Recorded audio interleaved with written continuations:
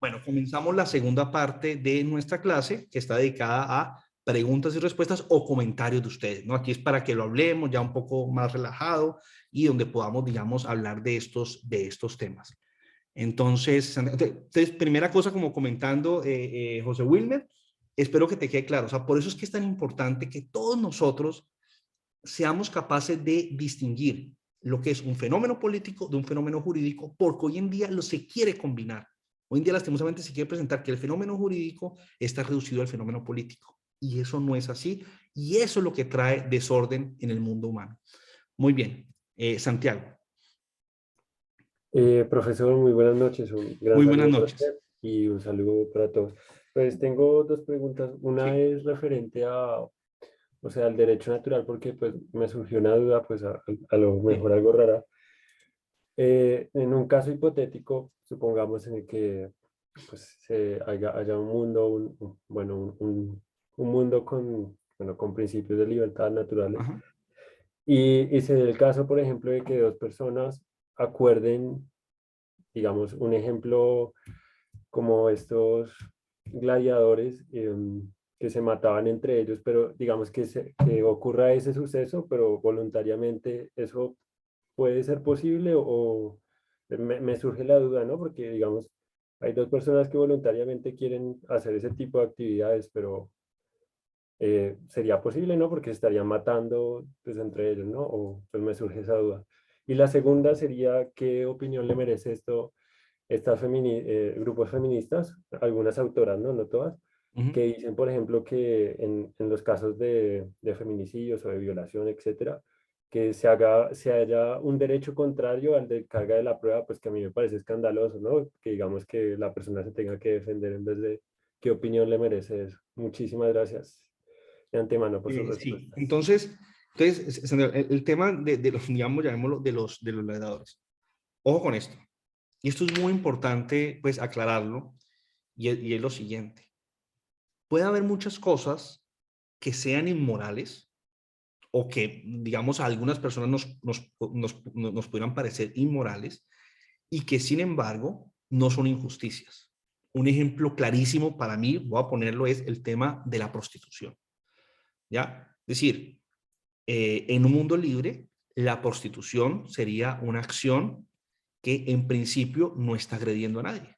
Fíjense que la prostituta, digamos, vender su cuerpo a otra persona, ella no está agrediendo a nadie, ¿no? En ese sentido, eso es una actividad que no está justificado el uso de la fuerza contra ella. Es decir, no estaría justificado que yo utilizara la fuerza para impedirle a ella realizar esa actividad. Ahora bien, esa actividad yo la considero inmoral, es decir, es algo que la considero mala, es decir, es algo malo, yo puedo explicar mis razones, etcétera. Hay otra persona que le podrá parecer bueno, entonces, ¿a quién le parece bueno? Pues al que va ahí, contrata a la prostituta, ¿no? Y de pronto hasta la prostituta misma le parece bueno, ese no es el punto. Pero entonces, ojo, hay aspectos que nos pueden parecer malos y que sin embargo, del punto de vista jurídico, diríamos, ahí no se justifica utilizar la fuerza, porque no se está irrespetando los derechos de nadie más. Y eso no significa que nosotros estemos diciendo que eso es bueno o que una persona deba hacerlo. Hay que distinguir, digamos, estos dos ámbitos, ¿no? Derecho y moral no son lo mismo. Muy bien. Aunque, como vimos nosotros ya, toda moralidad que pretenda ser válida de manera universal tiene que, como punto de partida, aceptar el respeto al derecho natural. De lo contrario, no puede existir una validez universal. Muy bien. Veamos el caso de los gladiadores. Imaginémonos eso, ¿no? Donde de manera libre personas dicen, mire, yo voy a entrar a combatir acá de manera libre y voy a combatir a muerte. Vamos a suponer. Entonces yo entro ahí y la otra persona entra y entonces me pagan X cantidad de plata, ¿no? O incluso no me pagan, es solamente me pagan si yo gano y yo estuve de acuerdo con eso y entran, digamos, a combatir esas dos personas a muerte y hay otra gente que paga su entrada para ver esos combates a muerte. Muy bien. Primera pregunta. ¿Se está violando los derechos de alguien? La pregunta. O sea, en ese escenario que hemos descrito, vamos a poner, yo soy el dueño de un estadio o de un teatro donde se va a hacer este combate y eso es mío. Las personas que vienen libremente y hacen un contrato conmigo donde me dicen, mire, tal, bueno, y se establecen las reglas. Y después vienen los espectadores, compran su entrada y todo. En ese escenario que hemos descrito, ¿no? Más o menos, ¿se está irrespetando los derechos de alguien? Diría yo que no. No se están... Por lo tanto, digamos, una situación de estas sería, sería posible, jurídicamente hablando. Es decir, no estaría justificado que yo llegara por la fuerza y cerrara el teatro o le impidiera a la gente ir allá, etcétera, porque a quién están agrediendo, ¿no? No se está agrediendo, no se está respetando los derechos de nadie. Otra pregunta es si eso es algo moral. Es decir, si participar de un combate así sería moral, si yo montar ese negocio sería moral, si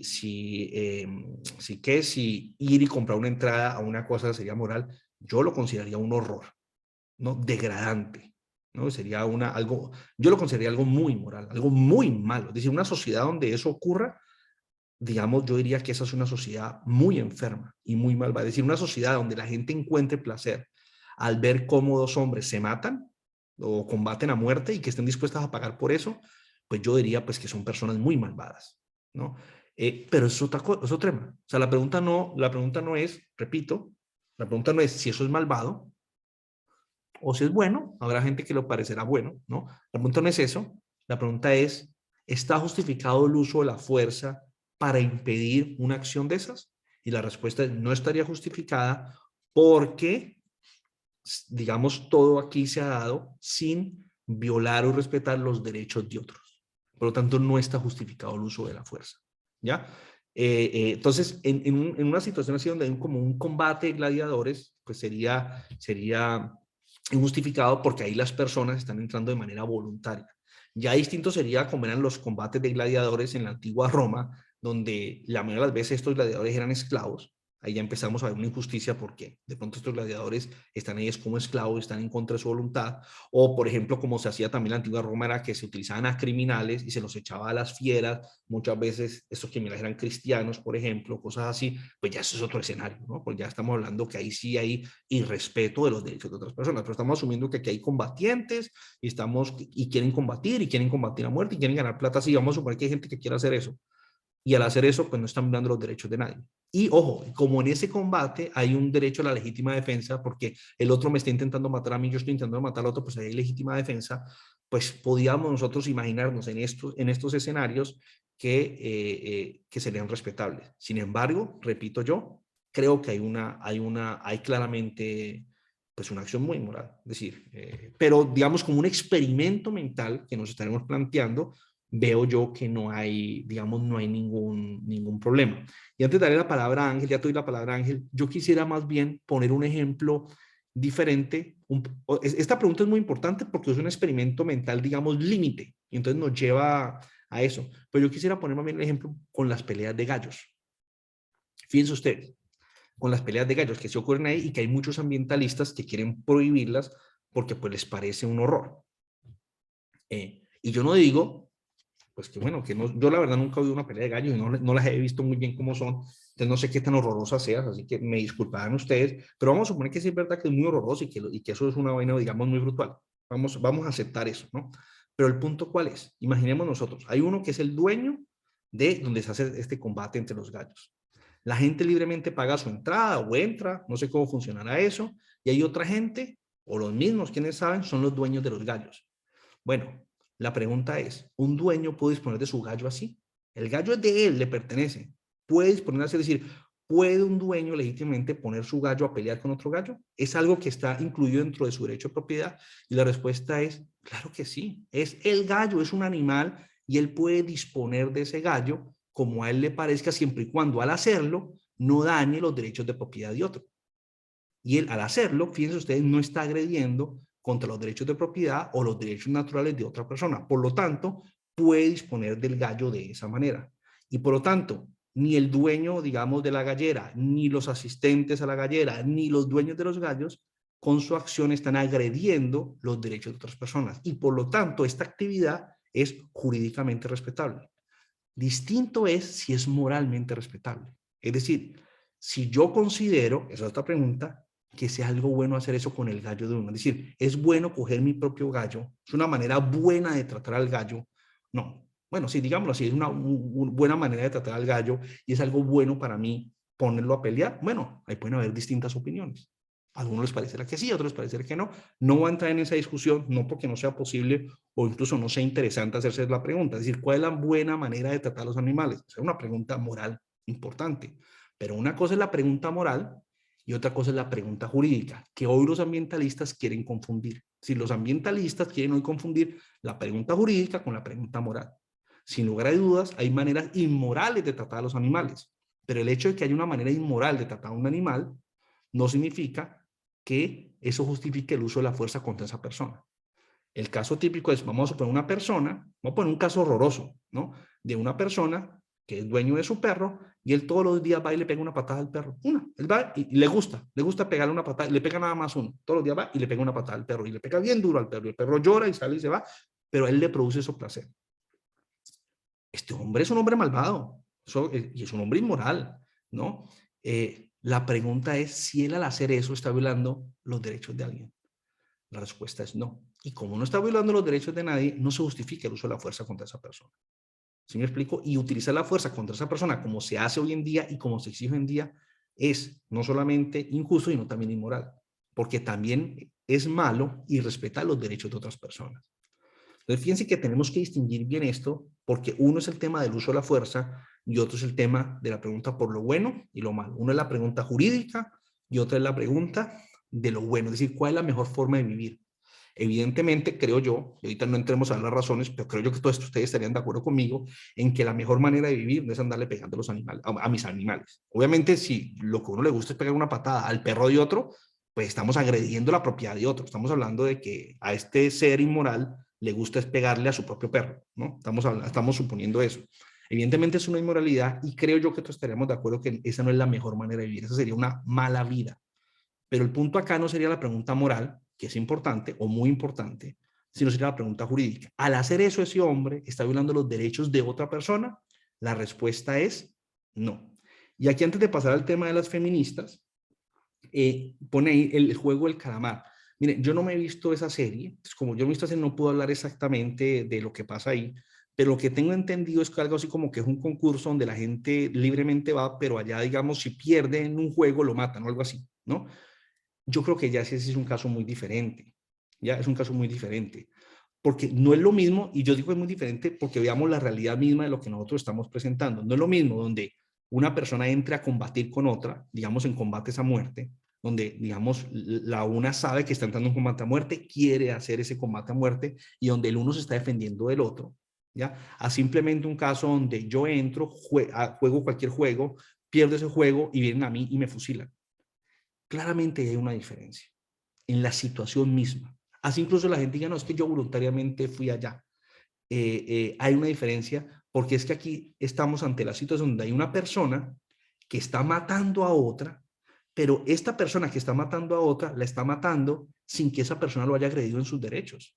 Es que la diferencia con el tema de los gladiadores es que ellos están combatiendo a muerte. Es decir, el uno quiere matarlo y el otro a su vez quiere matarlo. Entonces ellos, entre ellos no se están defendiendo. Esa es una realidad misma de la situación. Ah, que es una inmoralidad uno ir a ver eso, que es una inmoralidad uno prestarse para eso, que es una inmoralidad uno crear un estadio para eso. Yo estoy de acuerdo que es una inmoralidad. Pero la concepción, digamos, de la acción misma, no se están violando derechos.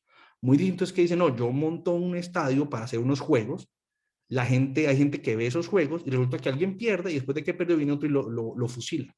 Fíjese que el que lo está matando, el que está matando, no se está defendiendo de ninguna agresión.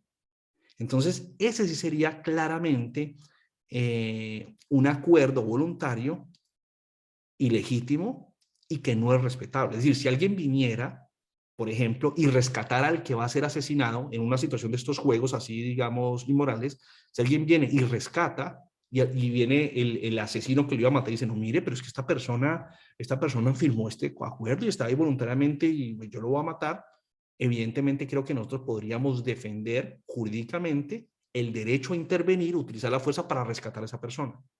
Y que a mí después no me pueden acusar de que yo cometí, digamos, una violación de un derecho. No, al contrario, yo estaba defendiendo el derecho de esta persona. Son situaciones completamente diferentes, ¿no? Ojo, el hecho de que haya un acuerdo no hace que la cosa sea justa. Y yo puedo con un sicario hacer un acuerdo donde si mata a otra persona, yo le pago y hay un acuerdo. Y ese acuerdo es un acuerdo que no merece ningún respeto. Es un acuerdo ilegítimo y es injusto. Entonces, no porque haya un acuerdo o no porque haya voluntariedad, necesariamente hace que la cosa sea justa, porque lo justo y lo injusto no depende de la voluntariedad, sino depende del respeto del orden natural. Ojo, eso no se nos puede olvidar, lo justo y lo injusto no depende de la voluntariedad, sino del respeto al orden natural.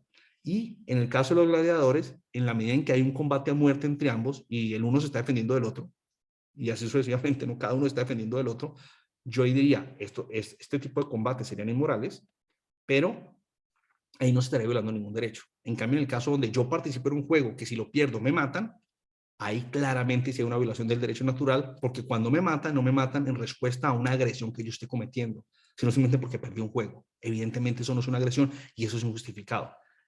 Antes de darte, perdón, Ángel, ya te doy la palabra, no se me ha olvidado. No sé si con esto, fue Santiago, no sé si con esto al menos la primera pregunta la desarrollamos en bastante detalle.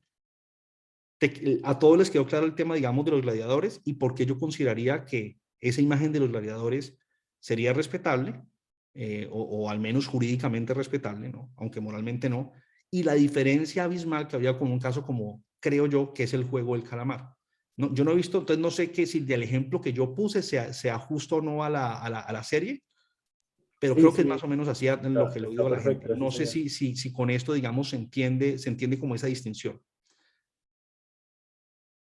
Sí, señor, de hecho, o sea, mi pregunta iba más dirigida como a la explicación que usted hizo del juego de calamar, o como esa situación, entonces ahí me quedó perfectamente claro. Muchísimas Y se gracias. entiende que la distinción entre, digamos, el escenario de los juegos, donde lo matan a uno si uno pierde, y la del combate de gladiadores, se entiende la diferencia de las dos realidades, ¿cierto?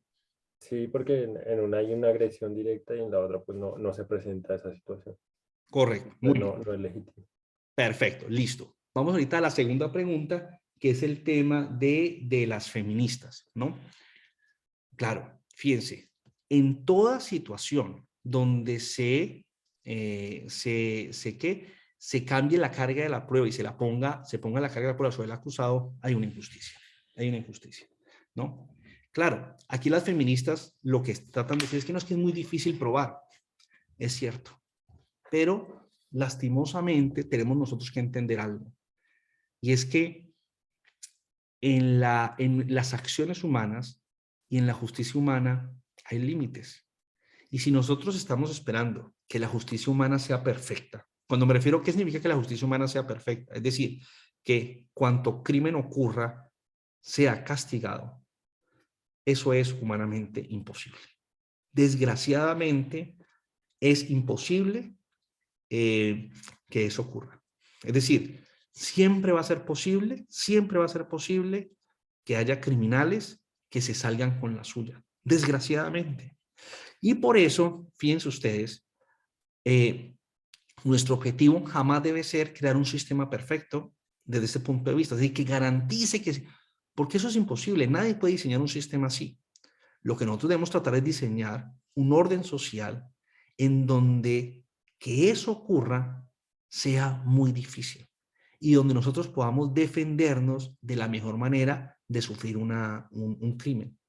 Y en ese sentido decimos nosotros que la mejor manera de defendernos, es decir, la manera más eficiente de defendernos sería si el servicio de seguridad fuera producido en libertad y en un libre mercado, porque tendríamos más oferentes produciendo para distintas necesidades de seguridad, porque la seguridad no es una sola, sino que hay muchos tipos de seguridad que uno necesita y donde uno libremente puede comprar y vender esos servicios de seguridad, por una parte, y de la misma manera los servicios jurídicos.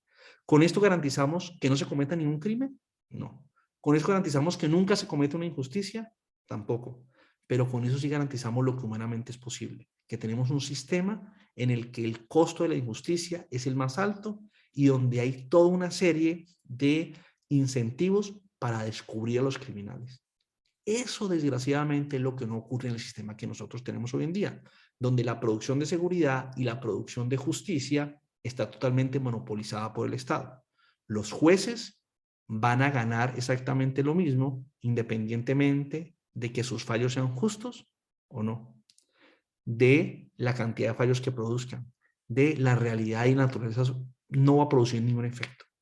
Y lo mismo con la seguridad. Independientemente de lo que haga o deje de hacer la policía, ellos van a seguir recibiendo sus mismos recursos, ganando su mismo sueldo. En cambio, en el mercado libre, fíjense ustedes, tanto los jueces como las agencias de seguridad tienen un interés en garantizar esa seguridad. y en garantizar esa protección a la propiedad y a los derechos de las personas. Y ese incentivo es lo que hace que el sistema del libre mercado produzca una mejor asignación de recursos y por lo tanto una mejor calidad en los bienes y servicios que produce. Pero al final, incluso en el mercado libre, nosotros no tenemos garantizado el hecho de que el sistema no pueda fallar o que haya ocasiones en que un criminal se salga con la suya. Eso se parte, desgraciadamente, de la condición humana. Ahora bien, es comprensible lo que estas mujeres dicen, porque se sienten tan indignadas ante una injusticia que ocurre que de pronto no se puede probar, que ellas quieren de alguna manera castigar al criminal. Pero se podrán ustedes imaginar qué ocurre si se revierte la carga de la prueba. Pues se está cometiendo una injusticia peor, porque se puede acusar y se puede condenar a gente inocente. Entonces, desde el punto de vista de la justicia, ¿qué es preferible? ¿Dejar escapar a un criminal que se salga con la suya o castigar a un inocente? Y desde ese punto de vista es preferible dejar escapar a un criminal. O sea, si tenemos que escoger nosotros entre condenar a un inocente o dejar escapar a un criminal, es preferible dejar escapar a un criminal. Es un mal menor y es una injusticia menor.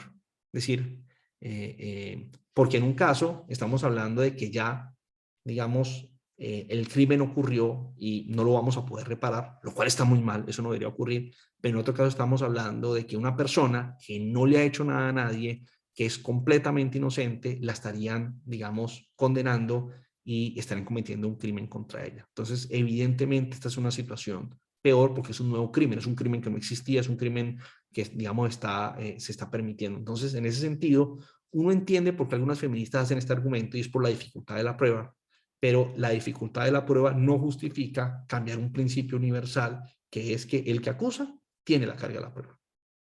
Porque de lo contrario, vamos a caer en el riesgo de ¿qué? De condenar inocentes. No sé si también con eso te queda claro el tema, Santiago. Sí, señor, como siempre, muchísimas gracias. Pero, o sea, es comprensible por qué ellos dicen eso. O sea, uno tiene que entender, pero pues lastimosamente, o sea, esos son los límites pues de la justicia humana. Bueno, Ángel. Sí, buenas noches. Buenas noches. Bueno, digamos que tengo como dos preguntas. La primera, digamos que es un poco, digamos, controversial y pues Sí. que siempre se ha tocado referente al porte de armas, ¿ya? Ajá. Lógicamente sabemos que el Estado tiene el monopolio. Sí. ¿Hasta qué punto? Y lógicamente el Estado, digamos, los congresistas son los que van a aprobar una ley, ¿ya? Sí. ¿Hasta qué punto o qué mecanismo la ciudadanía puede ganarle a ese Estado para que, digamos, sea la misma ciudadanía que apruebe, digamos, ese porte legal de armas? ¿Ya? Eso es como, ¿ya? ¿Por qué? Digamos que lo que sabemos, lo que pasó en las protestas, digamos, que dañaron bienes, digamos, del municipio, que es un bien común, o así haya dañado bienes de otras personas, que de algún modo u otro nos benefician, ¿ya? ¿Cómo nosotros como ciudadanos, como ya podemos apoyar, ya que el Estado no tiene la capacidad de defendernos? ¿Ya? Ese es el primer Sí. punto. Segundo Ok. punto, tiene que ver con la justicia. Sabemos que la justicia en Colombia es muy lenta. Entonces, eso no lo ¿ya? Para con la base de, otros, de datos, la ingeniería de datos, podamos obtener, digamos, más ágil, ¿ya? Digamos, la justicia, ¿ya? Y pueda, digamos, ser más competente y no sea muy lenta y podamos, digamos, hacer justicia con la delincuencia común. Esos serían como mis dos puntos. Ok, ok, listo, justicia, listo. Entonces, vamos a empezar con la primera parte. Primera cosa es casi que autopublicidad, pero la hago. Si te interesa, nosotros hicimos ya una clase donde le dedicamos todo el tiempo al tema del porte de armas. Está en YouTube, entonces ahí la puedes si te interesa, la puedes ver porque ahí hablamos de este tema en mucho detalle. Entonces yo creo que ahí esa clase de pronto te podría servir. Pero pues hablando en esta, obviamente no vamos a, yo simplemente lo digo es porque pues ahí hablamos 2 horas solamente de este tema, ¿no? A ver, primera cosa, son 3 temas diferentes, es decir, uno podría distinguir 3 temas. Uno es el tema, digamos, del libre porte de armas y libre comercio de armas, ese sería un tema.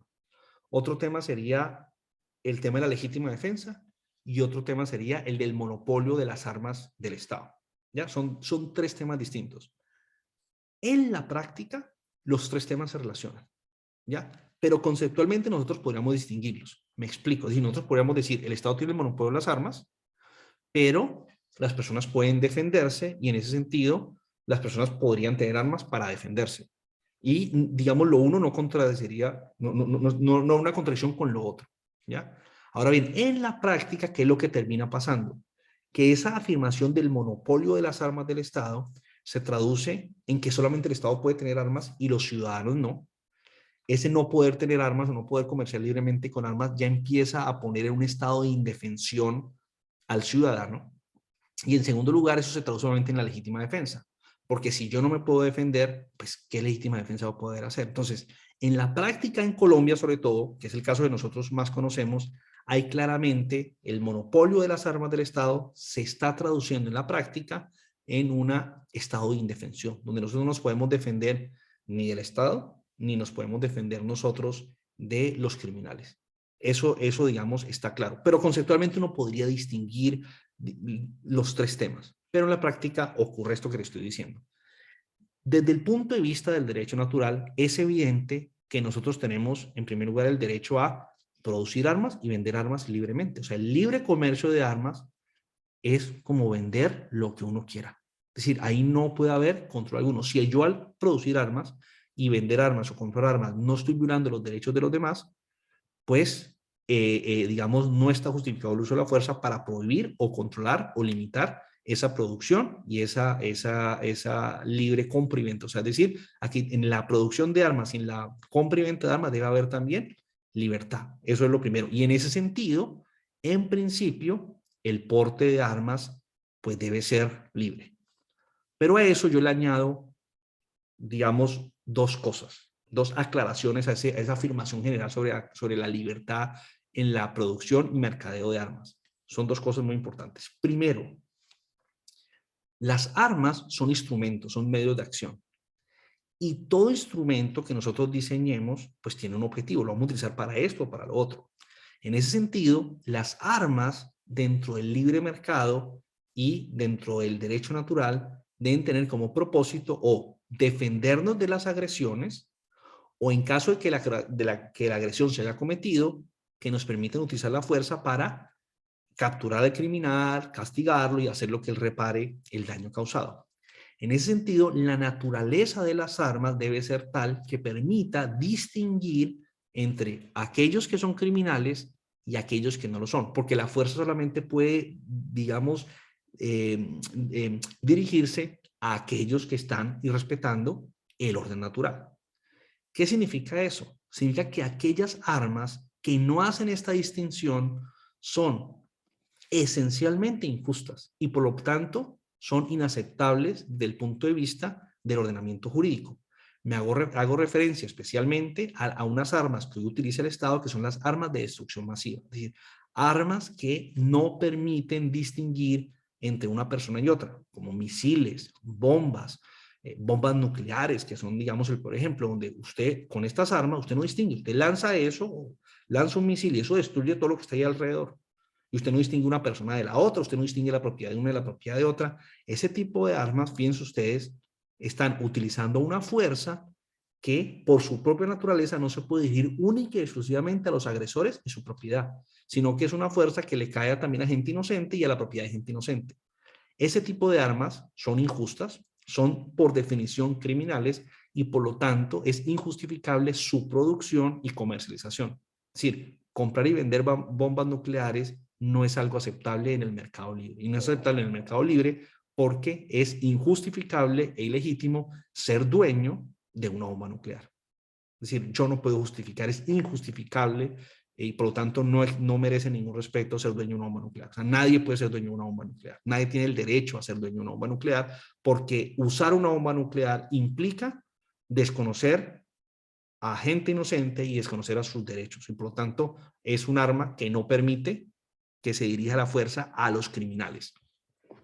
En otras palabras, las armas que se pueden producir y que se pueden comprar y se pueden vender son aquellas armas que nos permiten distinguir entre el criminal y el que no lo es. Por ejemplo, una pistola, un rifle. Bueno, yo no soy experto en armas, entonces cada cual, los que sepan más, pues sabrán qué tipo de armas permiten hacer estas distinciones.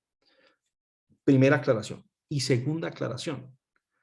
Ojo, el porte de armas también depende, fíjense ustedes, de quién es el dueño de la propiedad de la que estamos hablando. Por ejemplo, yo puedo ser dueño, por ejemplo, yo en mi casa puedo tener armas, porque es mi casa. Pero digamos, Ángel me invita a su casa, Ángel me dice, Luis, tú puedes venir a mi casa, pero en mi casa el único que puede tener armas soy yo. Yo no permito que tú entres tus armas, porque es mi casa. Y él está poniendo esa regla. ¿Sí me explico? Entonces, fíjense que el libre porte de armas depende de lo que diga el dueño de cada propiedad.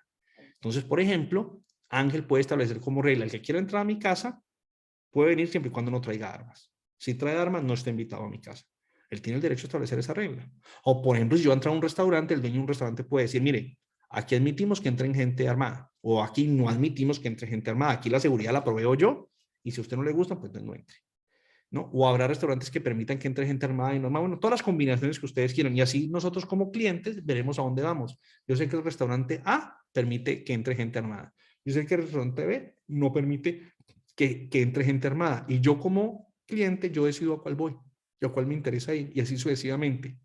Entonces, al final, el problema con el porte de armas, fíjense ustedes, es que hoy en día hay toda una serie de espacios públicos que no son de nadie, y quien define ahí eso es el Estado. ¿Ya? Y nosotros decimos, en esos espacios públicos precisamente donde nos roban y nos atracan, normalmente, en los puentes peatonales, en las calles. Pero en un mundo libre, incluso esos espacios que hoy en día son públicos, alguien sería el dueño. Es decir, alguien sería el dueño de la calle, y ese dueño de la calle, pues tiene el negocio de la calle, ofrece el servicio de la calle, uno pagaría por ese servicio, etcétera, etcétera, etcétera. Y en ese sentido es el dueño de esa calle el que define si uno puede entrar a esa calle armado o no. Entonces, por ejemplo, el dueño de una calle dice, mire, sí, yo permito que entren aquí armados. O el dueño de la calle dice, no, aquí yo no permito que entren armados, yo les ofrezco seguridad. Pero si yo entro a esa calle, pago por ese servicio y dentro de esa calle me roban, ¿ahí en quién es el responsable de eso? Pues el dueño de la calle que no me protegió y que en el contrato establecía que me iba a proteger. En otras palabras, en un mundo libre, dado que hay relaciones contractuales, se pueden establecer siempre responsabilidades y alguien siempre tiene que pagar. ¿Ya? Ahora bien, en el mundo que nosotros vivimos, en el mundo de lo público, donde hay propiedad pública, es la total responsabilidad. Y si a mí me atracan en la calle, al final nadie sale a decir, mire, el señor de la policía le tiene que pagar porque no cumplió su función. A la policía le da lo mismo. Dice, si a mí me roban y la policía no me defendió, la policía ni pierde ni gana con eso. O sea, la policía no gana atrapando al ladrón, ni la policía pierde atrapando, si no lo atrapa. Es decir, a la policía le da exactamente lo mismo. Por eso no es de extrañarse que la policía no sirva y que no cumpla bien su función.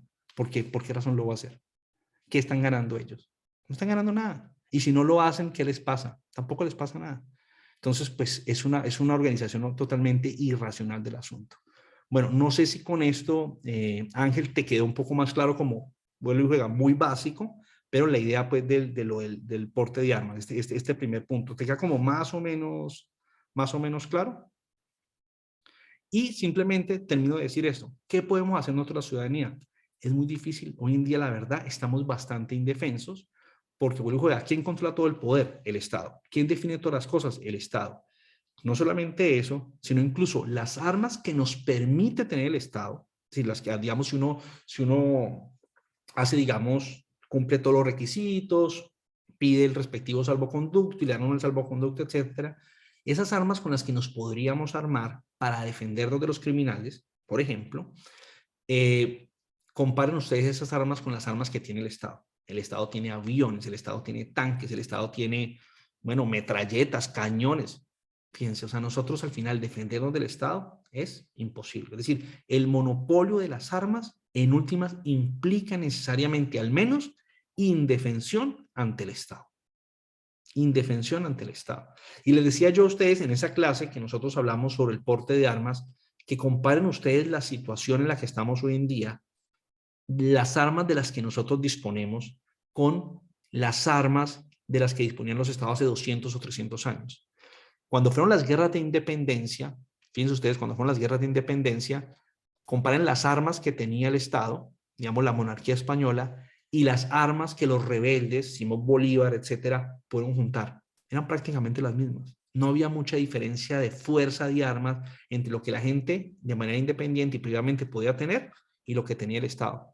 Ahora, comparen ustedes las armas que pueden tener hoy en día los civiles con las armas que tiene el Estado. El desnivel en la fuerza ya no es comparable.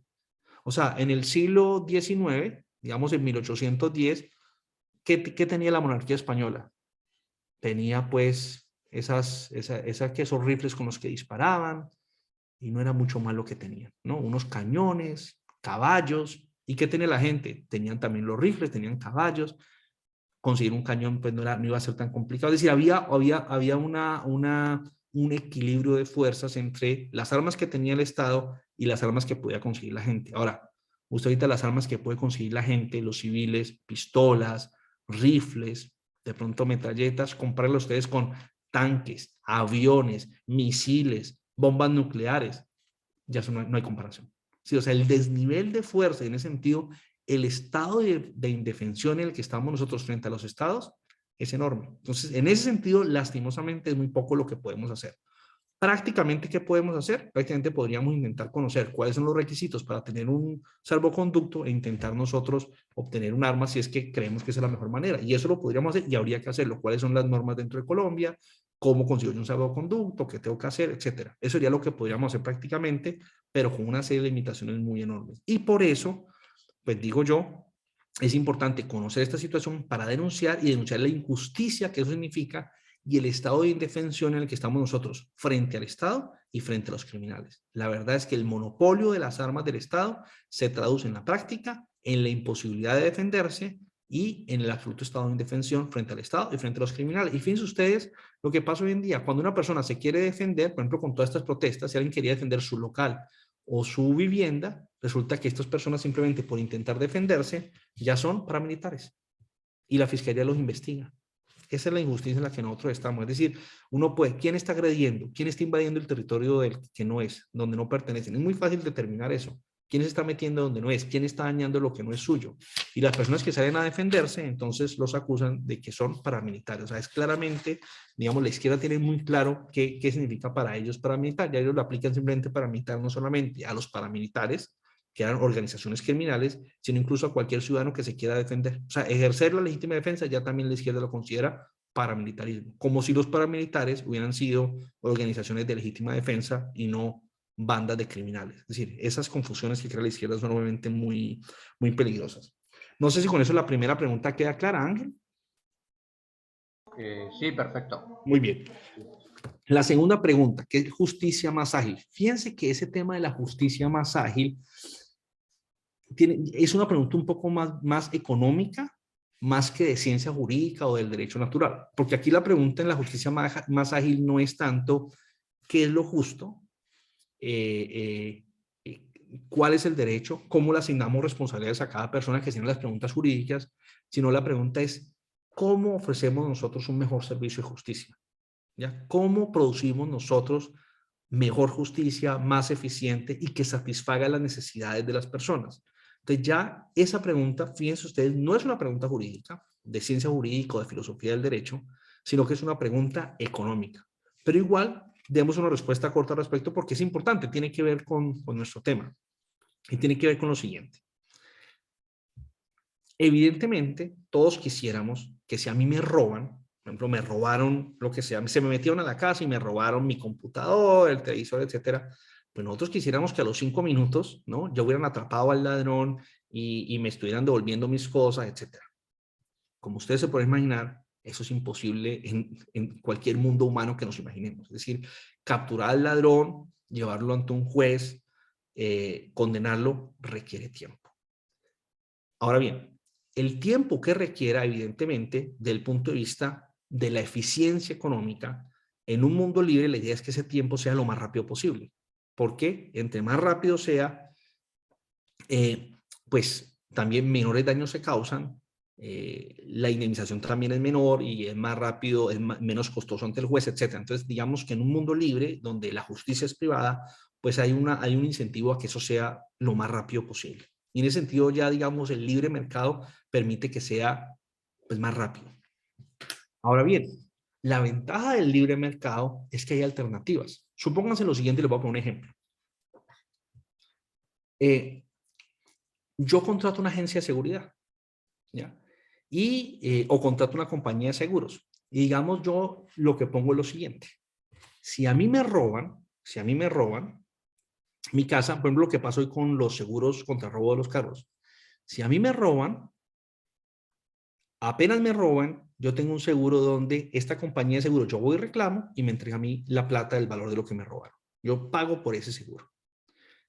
¿Qué sucedería? Si eso ocurre, a mí se me entran a mi casa y me roban y yo voy con el reporte, yo denuncio, etcétera, tal, y voy, mire, me robaron esto. Entonces la agencia de seguridad me paga. Piense que usted ahí en el libre mercado se permite que a mí me reparen rápidamente. Todavía no se ha encontrado al criminal, todavía no se lo ha llevado a juicio, todavía no se lo ha condenado. Pero eso significa que esa compañía, esa agencia de seguros, se subroga en la acción para perseguir al criminal, porque yo ya quedé reparado, y ahorita son ellos los que pueden perseguir al criminal.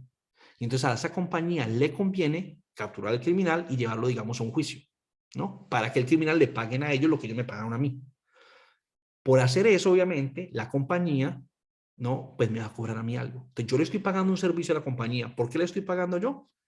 Por la rapidez. O sea, a mí me gusta que la justicia sea ágil. Entonces, una forma que yo puedo hacer para que esa justicia sea ágil es, yo puedo decir, mire, ¿saben qué? Págueme a mí menos de lo que me robaron y a cambio de eso yo recibo rápido. Entonces, estoy pagando como por el tiempo, la agilidad, lo que decía Ángel, la agilidad. Entonces, yo llego y yo a la semana ya tengo mi plata, minimizaron, yo salí del paseo.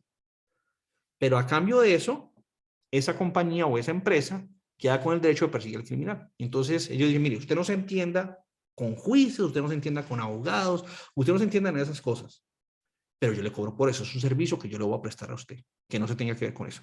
Usted puede decir, ¿sabe qué? Yo no prefiero pagar ese servicio, si a mí me roban, yo llevo al criminal ante un juicio, yo participo, yo tal, y entonces usted no paga por ese servicio. Ve, ahí sería la libertad individual, cada uno decidiría qué hace. Es un ejemplo, esto podría tener miles de formas, miles de empresarios se les podría ocurrir miles de ideas de cómo ofrecer cosas, pero el punto es que en el libre mercado la gente va a ofrecer maneras de esos daños que se han hecho repararlos. Entonces puede haber gente que se especialice, así como existen, por ejemplo, gente que se especializa en cobrar facturas vencidas, ¿cierto? Hay gente que, digamos, compra deuda, ¿no? Compra cartera.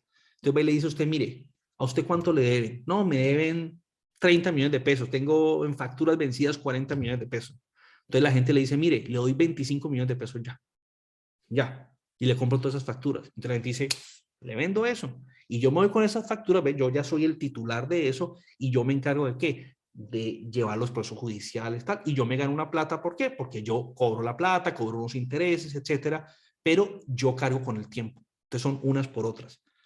Y hay muchos sistemas que uno podría diseñar para lidiar con los criminales. Entonces habría empresas y habría personas dedicadas a qué? A pagar esos derechos si uno quiere salir de esa vaina, y ellos son los que persiguen a los criminales y se especializan en eso. Comparen ustedes un sistema de esos, donde hay una gente especializada en capturar criminales y llevarlos ante la corte, y donde uno sale del paseo, a lo que hoy tenemos hoy en día, donde es que uno no hace nada y uno no puede hacer nada, y eso depende de la buena voluntad de la policía y la fiscalía. Ahorita pues que uno me pregunta, bueno, ¿por qué ahorita no se protege la propiedad? Porque es que ¿qué podemos hacer nosotros? Ahorita imagínense que hubiera gente que su riqueza, sus ingresos dependiera de capturar criminales y que se condenaran en un juicio.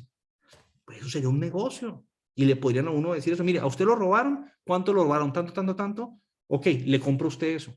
Y yo persigo al criminal. Y uno le vende ese derecho, le pagan a uno, salió uno del paseo. Había muchas formas, digamos, contractuales como se podría diseñar el sistema.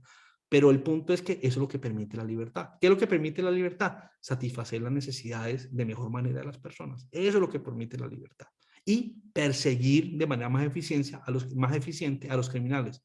Eso es lo que tenemos hoy en día. En otras palabras, el Estado y la protección que brinda el Estado es la forma más ineficiente de garantizar justicia. Y lo estamos viviendo nosotros día a día.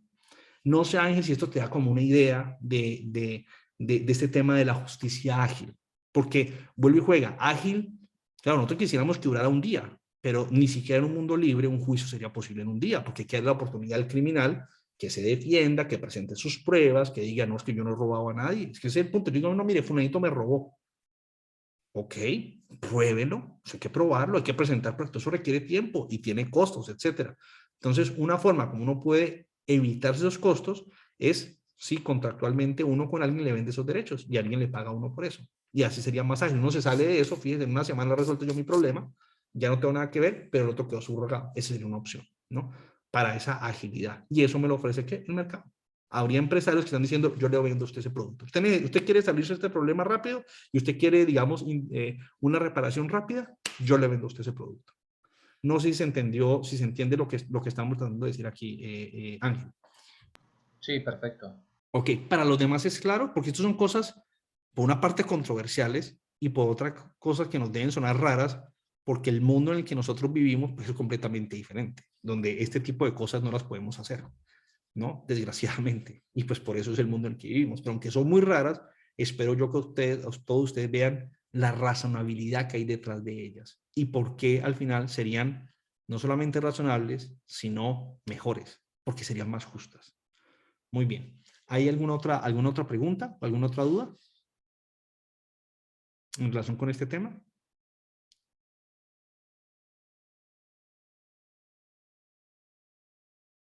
Ok, ok. Bueno, entonces, a manera de conclusión, simplemente quiero decir, es muy importante que nosotros tengamos claro que estas realidades fundamentales del derecho, que son estas instituciones de derecho natural, por ejemplo, ¿qué es ser persona? ¿Cuáles son los derechos naturales? ¿No? Vida, libertad, propiedad. ¿Qué es lo propio? ¿A qué llamamos propio?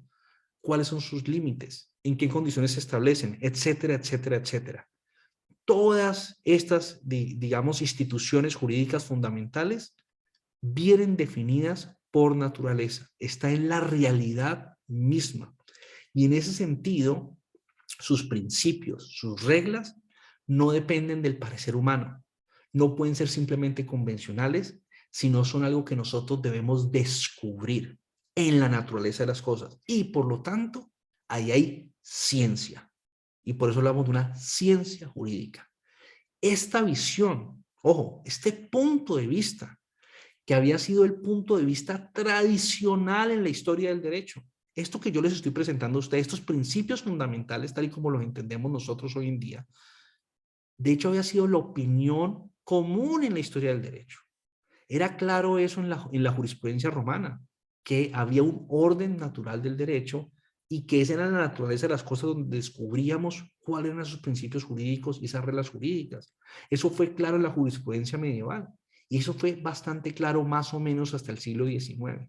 Pero a partir del siglo XIX las cosas fueron cambiando y se impuso, ahorita no tenemos tiempo de entrar a ver por qué se impuso y todo lo que hubo ahí detrás para que eso terminara ocurriendo, pero se impuso desgraciadamente la noción de que derecho simplemente es lo que el Estado diga. Y por lo tanto, al final quedó reducido el fenómeno jurídico a un fenómeno político de producción de normas estatal. Y en ese sentido, yo he tratado de decirle a ustedes, esto no es así.